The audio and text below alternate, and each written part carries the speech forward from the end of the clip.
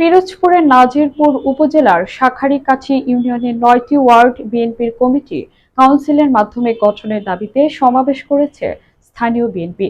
আলামিন হুসাইনের তথ্য ভিডিওচিত্রে থাকছে বিস্তারিত।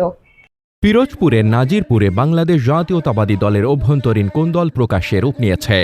উপজেলার একটি ইউনিয়নে পকেট কমিটি গঠনের অভিযোগ তুলে কাউন্সিলের মাধ্যমে তৃণমূলের কমিটি গঠনের দাবিতে সমাবেশ করেছেন দলের স্থানীয় নেতাকর্মীরা। এ সময় তারা দাবি না মানলে কঠোর হুঁশিয়ারি উচ্চারণ করেন। ৩০ জুলাই বুধবার বিকেলে উপজেলার শাঁখারীকাঠি ইউনিয়ন পরিষদ প্রাঙ্গণে এই সমাবেশ অনুষ্ঠিত হয়। ইউনিয়ন বিএনপির সাবেক সভাপতি মোহাম্মদ জাকির হোসেন খানের সভাপতিতে এতে প্রধান অতিথি হিসেবে বক্তব্য রাখেন জেলা বিএনপির সাবেক ভারপ্রাপ্ত সভাপতি ও সাবেক উপজেলা চেয়ারম্যান মোহাম্মদ নজরুল ইসলাম খান।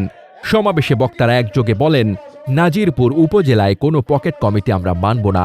তারা হুঁশিয়ারি দিয়ে বলেন, ইউনিয়নের বাকি ৪১টি ওয়ার্ডের কমিটিও অবশ্যই কাউন্সিলের মাধ্যমে গঠন করতে হবে। এর ব্যত্যয় ঘটলে তারা কঠোর কর্মসূচি দিতে বাধ্য হবেন। সাবেক সাধারণ সম্পাদক মোহাম্মদ সাইফুল ইসলাম লিটনের সঞ্চালনায় সমাবেশে আরও বক্তব্য রাখেন উপজেলা আহ্বায়ক কমিটির সদস্য মোহাম্মদ হিরুয়ার রহমান মোল্লা, উপজেলা স্বেচ্ছাসেবক দলের সাবেক সভাপতি মোহাম্মদ রফিকুল ইসলাম, সদস্য সচিব মোহাম্মদ রিয়াজউদ্দিন ফরাজি, কৃষক দলের সাধারণ সম্পাদক মোহাম্মদ মিল্টন মাঝি সহ বিভিন্ন পর্যায়ের নেতাকর্মীরা। এই সমাবেশের মাধ্যমে তৃণমূলের মতামতকে প্রাধান্য দিয়ে কমিটি গঠনের দাবি জোরালোভাবে উঠে আসে।